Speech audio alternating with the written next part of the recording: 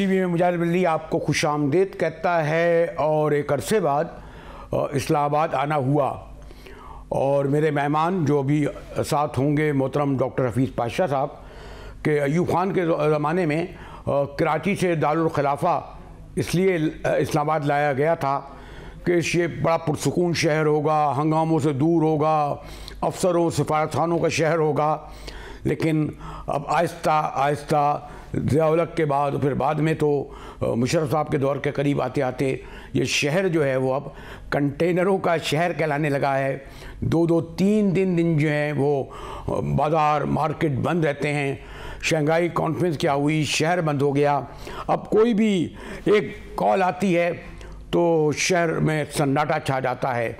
ऐसे में आप खुद गौर करें कि जो गैर मुल्की सफारतकार, फिर वर्ल्ड बैंक, IMF के लोग आते होंगे और यहाँ का जायज़ा लेते होंगे, आदाब सफारतकारी के तहत सवाल ना भी करते हों, लेकिन बहुत कुछ लेके भी जाते होंगे।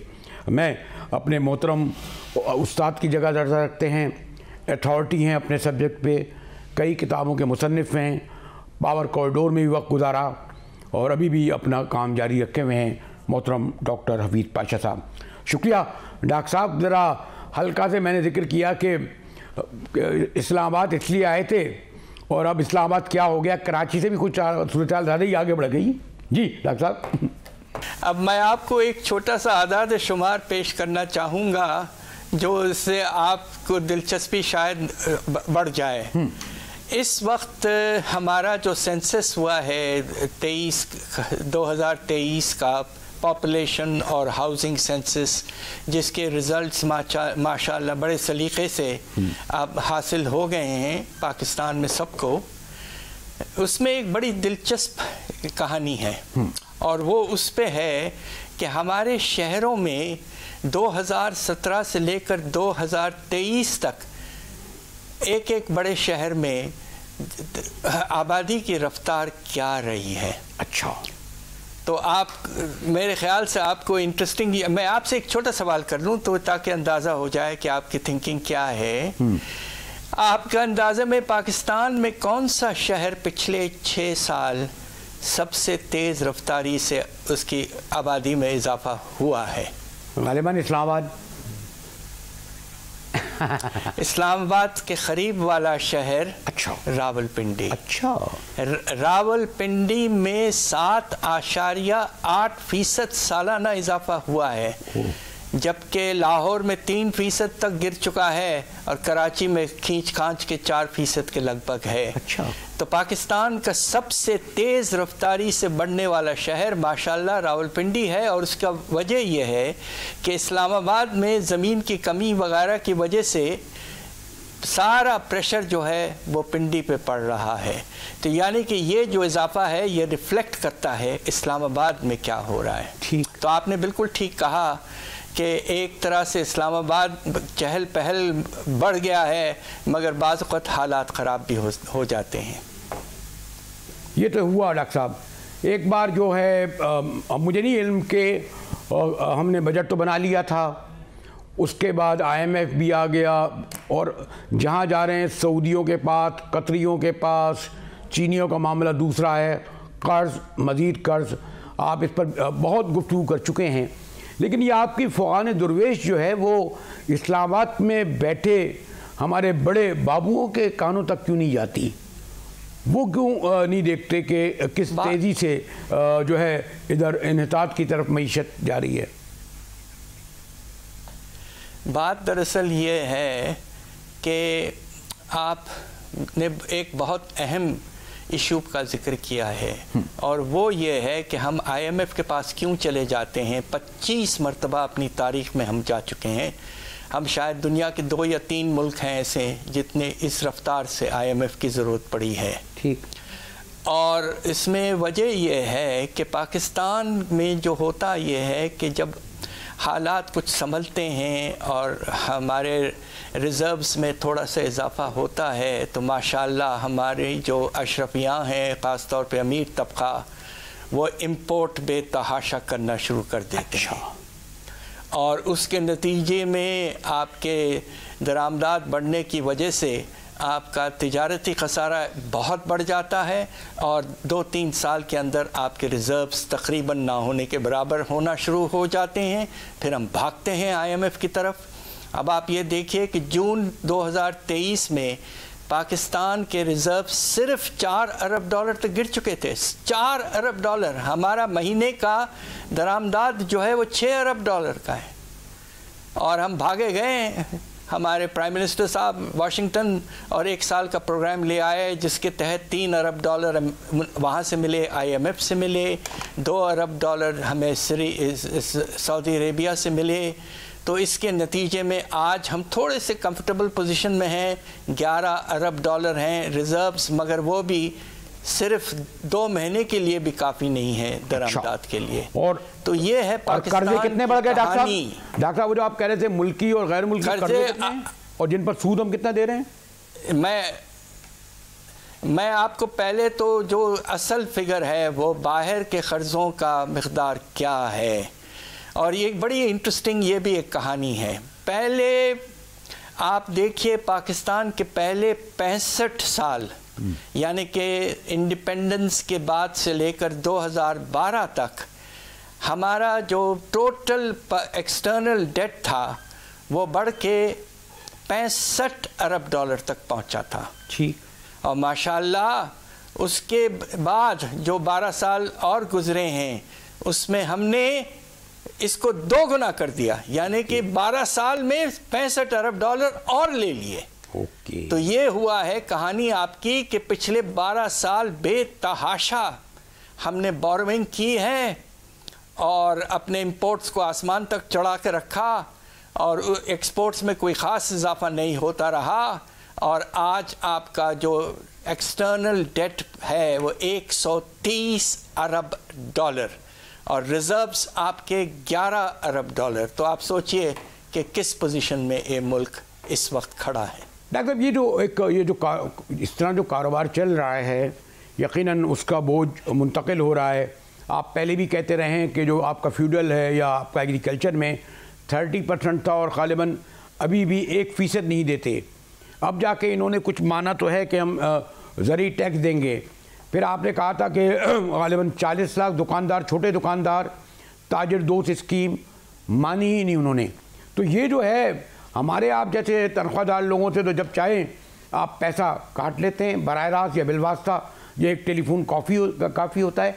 ये जो आप जो अशराफिया का जिक्र करते हैं, ये जो फ्यूडल का जिक्र करते हैं, क्या इसका मतलब ये कि ये इक़्तिदार के ऐवानों में बैठे हैं और बहरहाल उन्हें खुश रखना ज़रूरी होता है?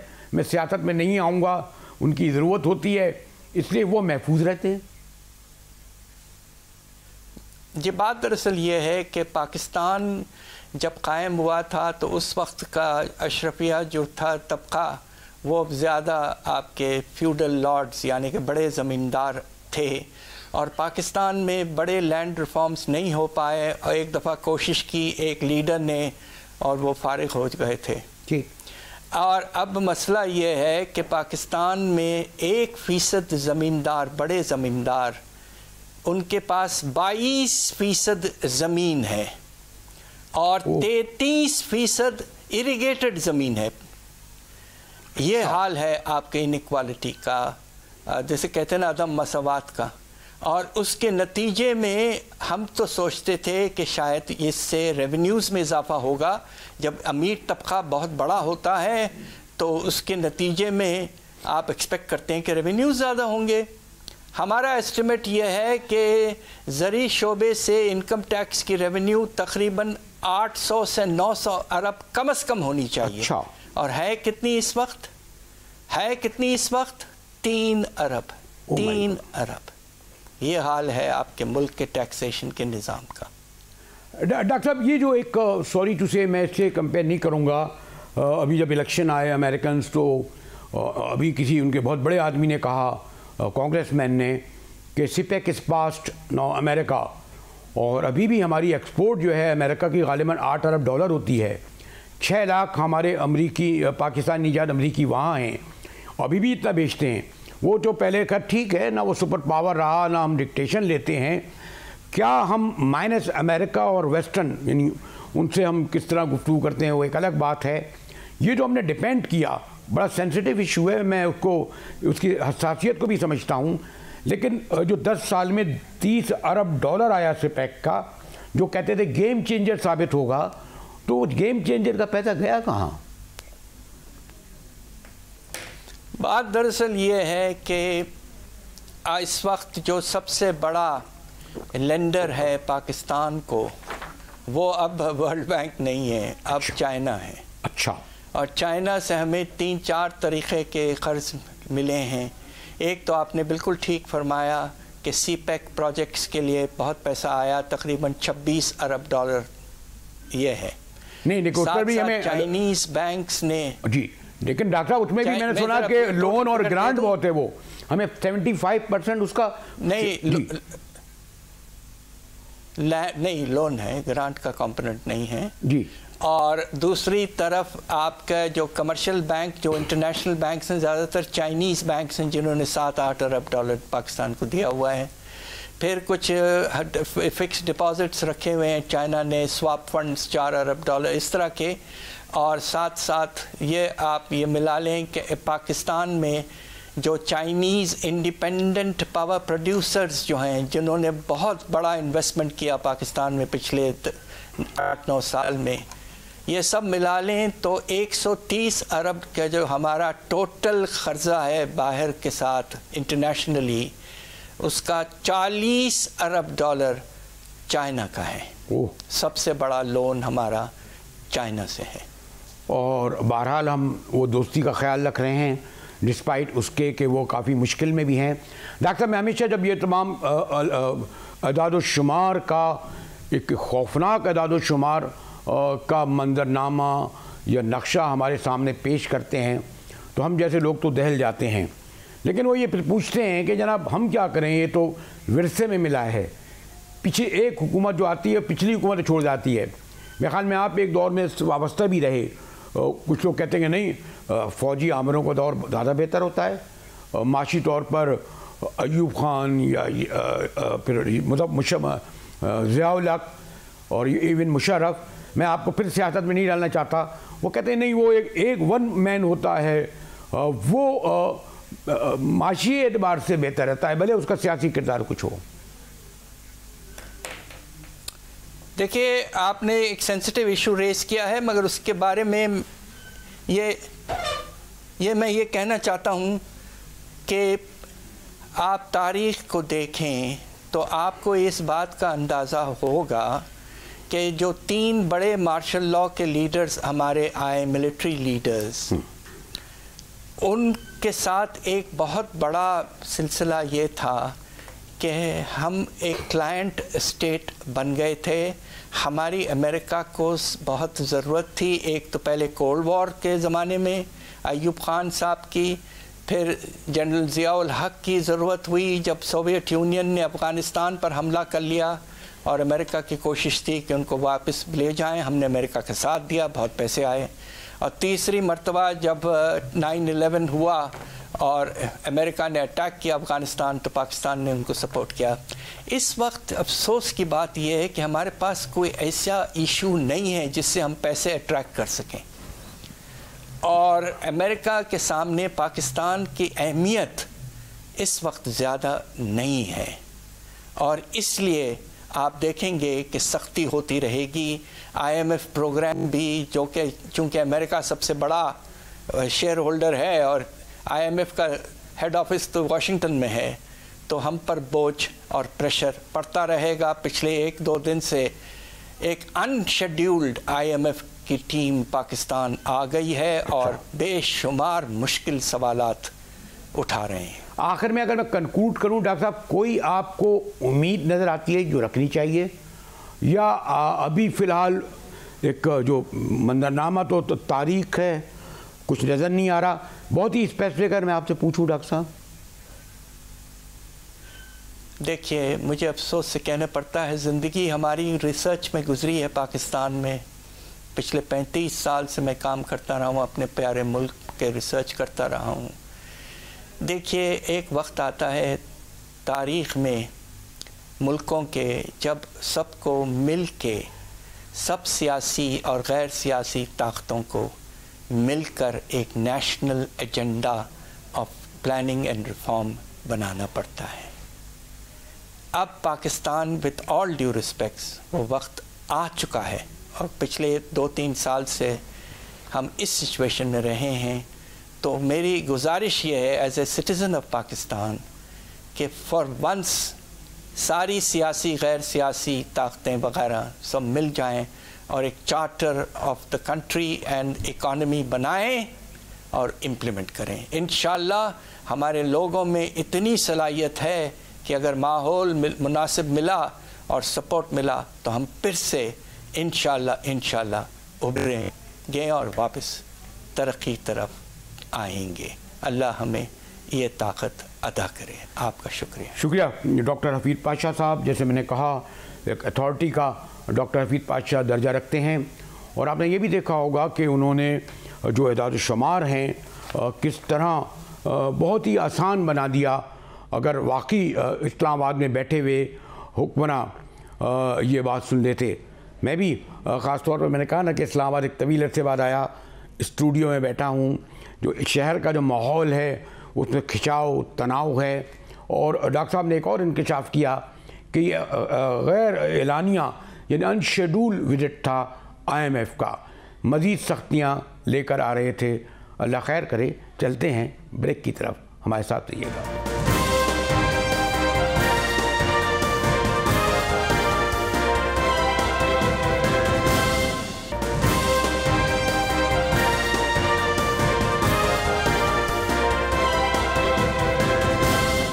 GTV में मुजाहिद आपको खुशामदीद कहता है। और हाँ, यकीनन जाना तो नहीं हुआ, लेकिन अभी बज़रिए सड़क जब कराची से लाहौर में दाखिल हो रहे थे और फिर लाहौर से निकल रहे थे, तो यकीन जाने चंद मील का फासला घंटों में तय हुआ। और वो भी खुशाइन बात ये थी कि हम कोई रात के दूसरे पहर में थे, वरना लोग ये कहते हैं कि जैसे जैसे शाम ढलती जाती है स्मोक इतना होता है कि चंद गज के ऊपर कुछ नज़र नहीं आता। ये स्मोक या जिसे कहते हैं कि ये आलूदगी में एतबार से अब दुनिया के पहले नंबर पर आने वाला शहर किस सबब, किन वजूह के सबब यहाँ तक पहुँचा है, इस बारे में हमारे हुक्मरान बड़ी तौजीहात पेश कर रहे हैं। ख़ास तौर पर हम वज़ीर आला पंजाब मरियम नवाज़ बड़े तवातुर से इस पर ब्रीफिंग देती रही हैं। और दिलचस्प बात यह है कि पंजाब स्मोक में है। ख़ुद मरियम बीबी कोई हफ्ता एक से ऊपर जैनवा और फिर लंदन में होंगी। वज़ीर आज़म भी गैर मुल्की दौरों पर, मियाँ साहब भी बाहर, यानी शरीफ हुकूमत पंजाब को स्मोक पर छोड़कर चली गई। हमारे साथ फ़लक भट्ट हैं GTV की नुमाइंदा। जी फ़लक, कोई 1 महीना होने को आ रहा है, या आखिर स्मोक पर काबू क्यों नहीं पाया जा रहा? फ़लक जी बिल्कुल मुजाहिद साहब, गाड़ियों से निकलने वाला धुआं और फसलों की बकायात समेत दीगर अवामिल जो हैं वो स्मोक का बाइस बन रहे हैं।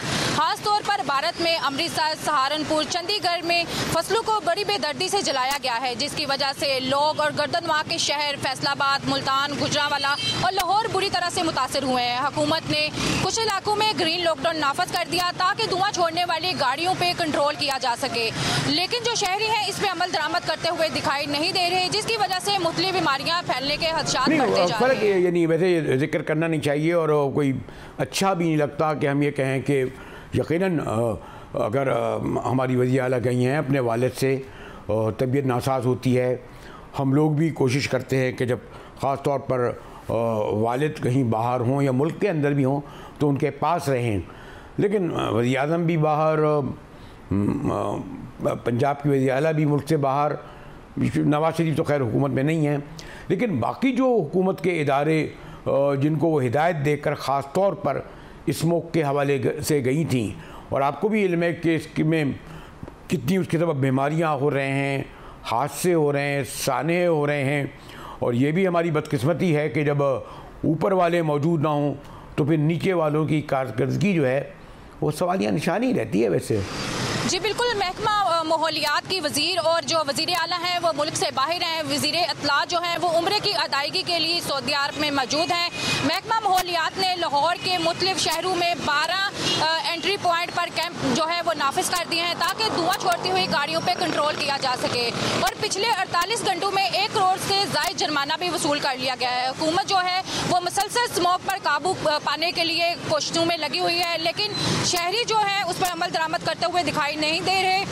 हुकूमत ने मुख्तलिफ इलाकों में ग्रीन लॉकडाउन नाफिज कर दिया है और शहरियों को मास्क पहनने का हुक्म दिया है, लेकिन शहरी ना तो मास्क पहने हैं बल्कि उल्टा मुख्तलिफ प्लेस पे ग्रीन वैलिड पे रात के मुख्तलिफ औकात में जो है बच्चे जो है वालिदैन के साथ उछलते कूदते दिखाई दे रहे हैं। हुकूमत ने 12वीं जमात तक तमाम स्कूल और कॉलेजेस को बंद करने का हुक्म दे दिया और 50% जो लोग हैं उनको दफातर में उनकी जो हाजिरी है उसको यकीनी बनाने का कहा है।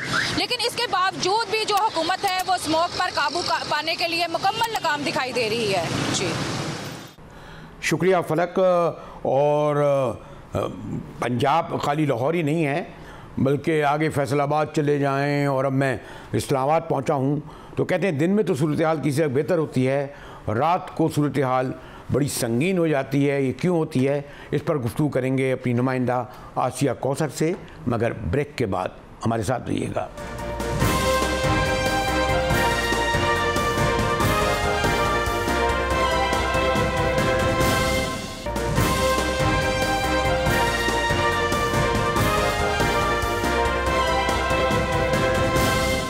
और अब अपने दारुल हुकूमत यानी इस्लामाबाद, जहाँ से मैं इस वक्त प्रोग्राम कर रहा हूँ, शाम को ज़रा निकलना तो हुआ लेकिन कहते हैं असल में तो रात के आखिरी पहर में ये बढ़ता है। फिर आधा शहर तो इस वक्त, मुझे आधा शहर अगर खुला हुआ नहीं भी है तो आधा शहर डिस्टर्ब ज़रूर है। और पता नहीं ब्रिज की तामीर हो रही है, सड़कों की तामीरें हो रही हैं और कंटेनर का तो आपको इल्म है, इधर कॉल आती नहीं है कि 24 घंटे पहले से शहर बंद हो जाता है। मैं तो शुक्र अदा कर रहा था इस्लामाबाद में आते हुए कि ऐसा नहीं हुआ, लेकिन इस वक्त कोई सियासी गुफ्तगू नहीं होगी कंटेनरों की। लेकिन ये जो स्मोक है जो पूरे पंजाब को अपने लपेट में ले रही है, इस पर गुफ्तगू करेंगे। जी आसिया, ये मैंने कहा ना कि कंटेनरों की बात तो नहीं करना चाहिए, वो भी एक बड़ा इशू है, लेकिन साथ साथ में मुझे ये भी बताइए कि जो मैं देख रहा था F7 की तरफ गए तो एक बहुत बड़ी खाई खुद रही है, कहते हैं 3 महीने में होगा। उधर सरीना के आगे पता नहीं क्या बन रहा है। ये अचानक इस्लामाबाद में ये इतने बड़े पैमाने पर जो डेवलपमेंट आई, स्मोक पर बाद में बात करूँगा, कि पूरे शहर डिस्टर्ब है ना आसिया। जी बिल्कुल ऐसे इस्लामाबाद के शहरियों को जो है वो हर रोज़ किसी नए चैलेंज का सामना करना पड़ता है। कभी कंटेनर्स लगाकर शहर को बंद कर दिया जाता है तो कभी कंस्ट्रक्शन के नाम पर मुख्तलिफ रास्तों को जो है वो बंद कर दिया जाता है। और अब तो रही से ही कसर जो थी वो स्मोक ने निकाल दी। हमने माजी में देखा कि इस्लामाबाद में कभी भी ऐसा नहीं हुआ कि इतनी शदीद किस्म की स्मोक हो कि आपको शाम और दिन में जो है वो फ़र्क महसूस ना हो। अब इस वक्त इस्लामाबाद की सूरत हाल ये है कि सुबह के औकात में और शाम के औकात में इतनी शदीद किस्म की स्मोक होती है कि सुबह और शाम का फ़र्क करना जो है वो मुश्किल होता जा रहा है। साथ ही साथ वायरल इन्फेक्शन जो है वो तेज़ी से फैल रहा है। अब स्मोक की बेसिकली फैलने की जो वजह है वो ये है कि कंस्ट्रक्शन मुख्तलिफ जगहों पर जो है वो की जा रही है। अगर हम बात करें ब्लू एरिया की तो ब्लू एरिया में जो है वो एक फ्लाईओवर बनाने की तैयारियां की जा रही हैं, तो उस हवाले से जो है वो खुदाई भी की जा रही है, कंस्ट्रक्शन भी की जा रही है। इसके अलावा इस्लामाबाद के मुख्तलिफ स्पॉट्स के ऊपर हम देख रहे हैं कि जगह जगह के ऊपर जो है वो खुदाई की जा रही है और मुख्तलिफ कंस्ट्रक्शन जो है वो की जा रही हैं। हालांकि इंतजामिया की जानिब से ये कहा गया है कि दफ़ा 144 का जो है वो नफाज किया गया स्मोक के पेश नज़र, क्योंकि इन्वायरमेंटल एजेंसी की जानिब से ये दफ़ा 144 की हिदायत जारी की गई थी कि दफ़ा 144 का नफाज किया जाए। जब दफ़ा 144 नाफिज हो जाती है तो उसके बाद शहर के अंदर ना ही भट्टा